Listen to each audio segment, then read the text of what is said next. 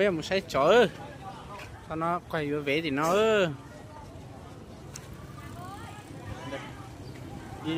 đi từ cầu thang tí sau một trò sau trong nữa nè bây giờ này trời bây xe trong này chán nữa sao nó giờ khó chơi cứ vô một vé nè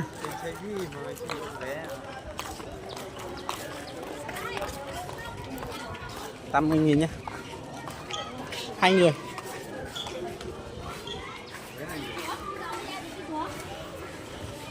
sẽ đi lên nhá.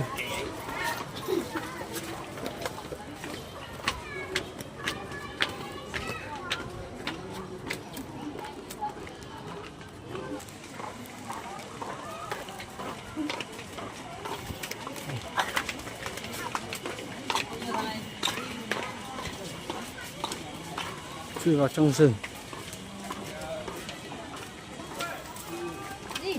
Bã luôn cả bã.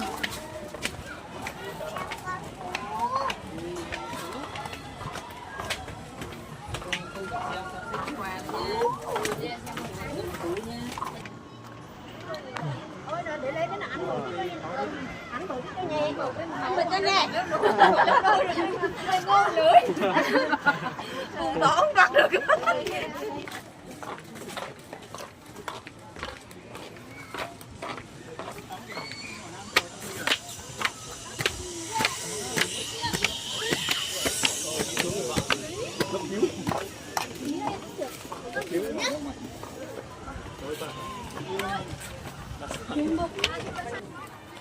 Đi lên trên đỉnh nóc rồi. Đó.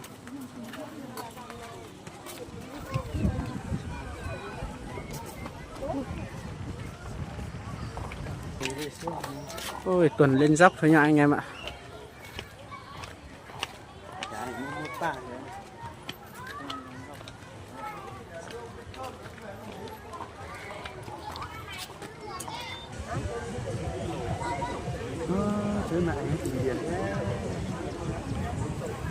Biển nha, ôi trên này mát.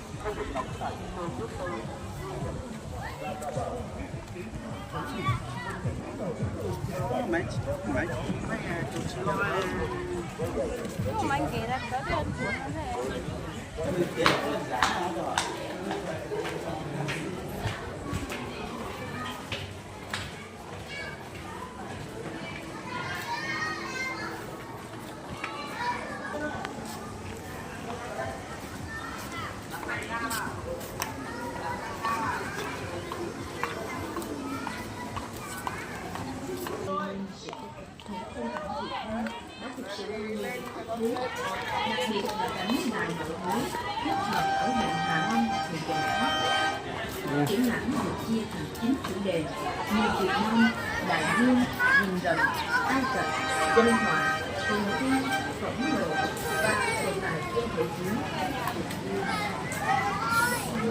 Yep. Easy.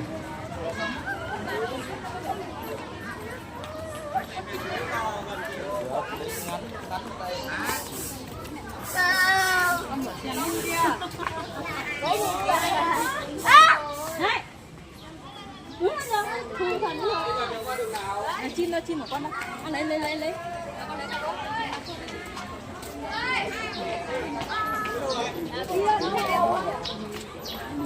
Chim công nhá.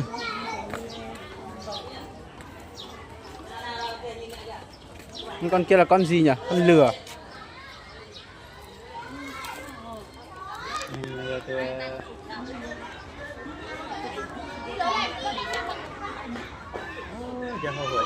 Cái từ tin phơi.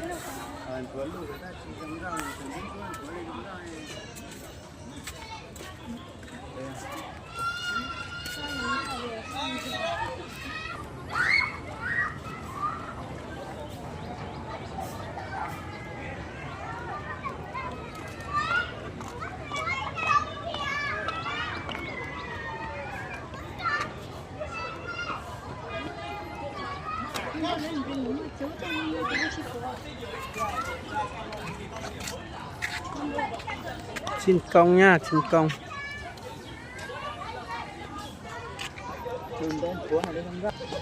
Rồi tiền thần thua nó gì nhiều.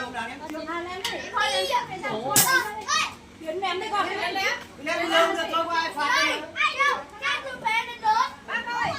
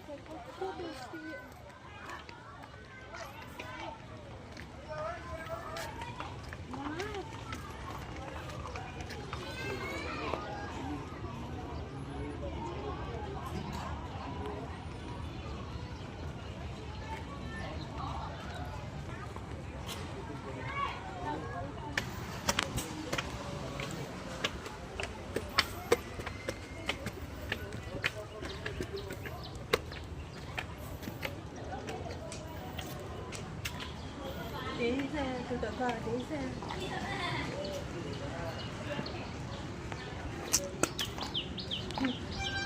Chính xác thế liền.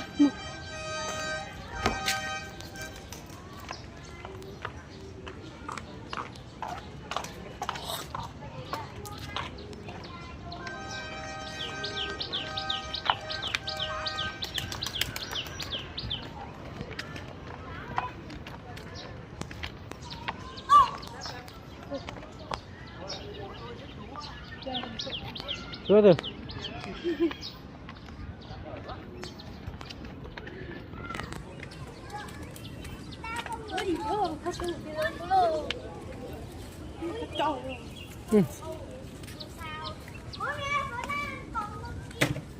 Có mua giờ tu rong luôn đi ha.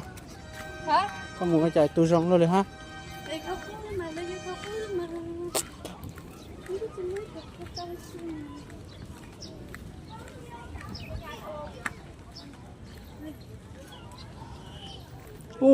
Nó tới nó tôi chó chỉ sợ nó, nó biết tôi chó sợ là.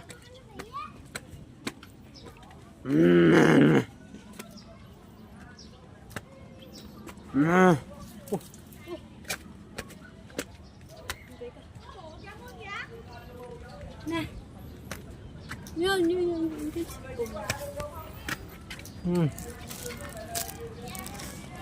Chó lên nữa.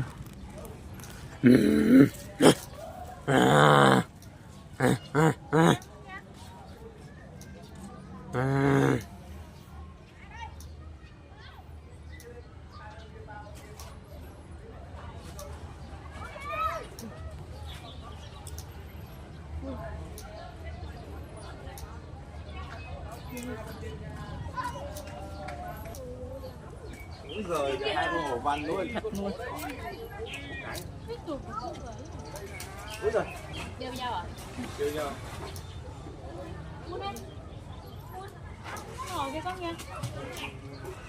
Ui giời, to nha. Nhà mỗi con phải có hơn tạ. Động vật nguy hiểm là bố ra bố vào rừng nhìn thấy hổ.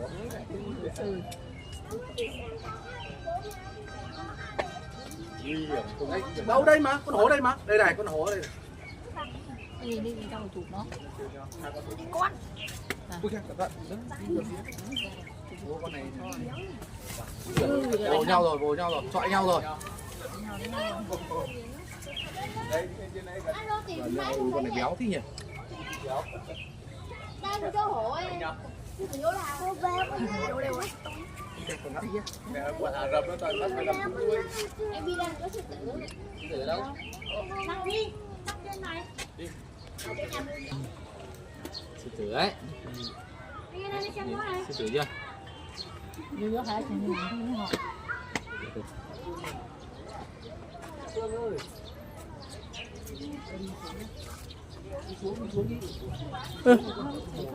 Con này sắt đẻ à?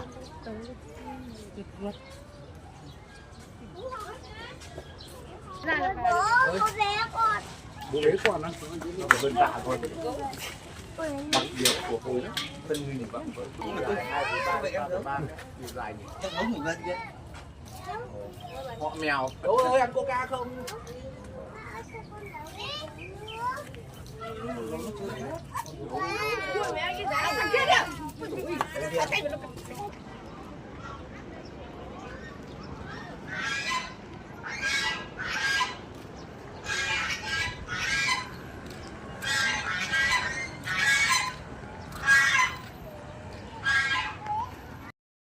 Nó lấy tờ sao mà lấy một số.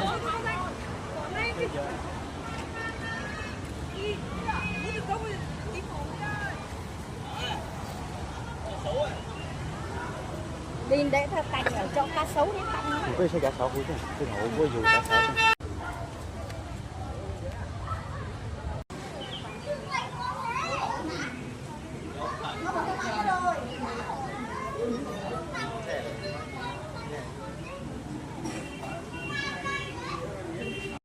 Lên này bà bảy từ một cái má máy chân tại giờ lên từ